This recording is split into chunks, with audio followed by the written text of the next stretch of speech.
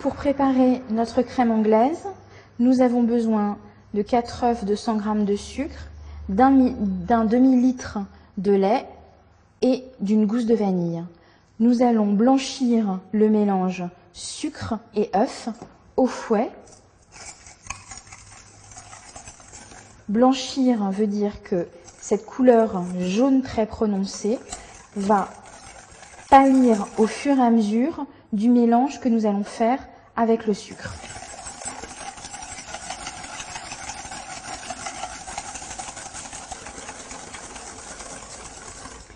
Il n'est pas nécessaire d'incorporer beaucoup d'air pour que le mélange blanchisse, mais par contre il est nécessaire qu'il soit jaune pâle plutôt que jaune prononcé.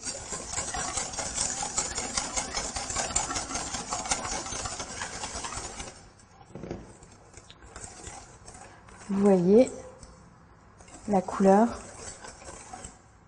a très largement changé. Nous mettons de côté. Nous allons faire chauffer notre lait avec notre gousse de vanille que nous avons fendue en deux.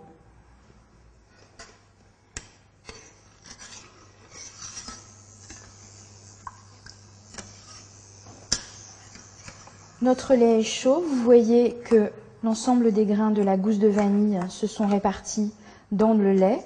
Nous n'avons pas gratté cette gousse pour pouvoir la réutiliser dans une autre préparation. Nous allons l'enlever,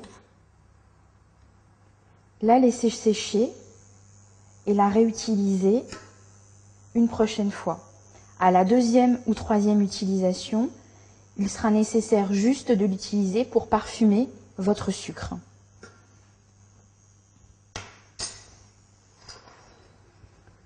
Ce lait chaud est parfumé à la vanille. Nous allons l'ajouter à nos jaunes d'œufs. Nous redonnons un petit tour de fouet et nous ajoutons délicatement le lait sans laisser cuire nos jaunes.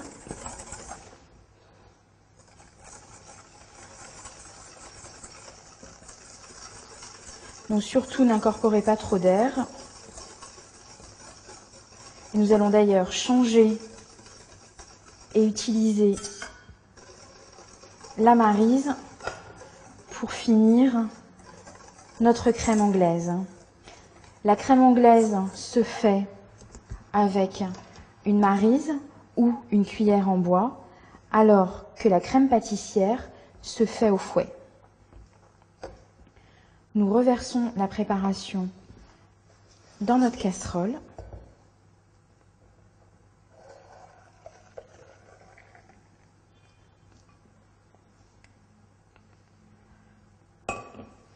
Et nous allons laisser épaissir le mélange à feu moyen. N'allez surtout pas trop vite. Votre crème anglaise aurait tendance à tourner. On va, avec la Maryse, aérer notre appareil jusqu'à ce qu'il épaississe. Le geste technique s'appelle vanner. Donc on vanne avec la Maryse notre appareil à crème anglaise. Vous faites attention, vous n'hésitez pas à baisser le feu si nécessaire. Pour celles qui disposeraient d'un thermomètre de cuisson, vous devez atteindre les 85 degrés et refroidir immédiatement votre crème anglaise. Elle sera prête lorsque la préparation va napper notre cuillère. Un signe qui montre que notre crème anglaise commence à cuire et est prête dans pas très longtemps, c'est que cette petite couche blanchâtre qui s'est formée sur le dessus va au fur et à mesure disparaître. Lorsqu'elle aura complètement disparu, normalement votre crème anglaise sera terminée. La fine pellicule blanche a disparu. Nous faisons le test de séparer notre cuillère. Notre crème anglaise est prête. On la débarrasse immédiatement hors de la casserole pour la refroidir le plus rapidement possible. On la débarrasse. Cette préparation doit refroidir rapidement. Vous pouvez ou la poser sur des glaçons ou la mettre au frigo, mais attention de bien déposer un film alimentaire au contact pour que les bactéries ne se propagent pas dans votre crème anglaise.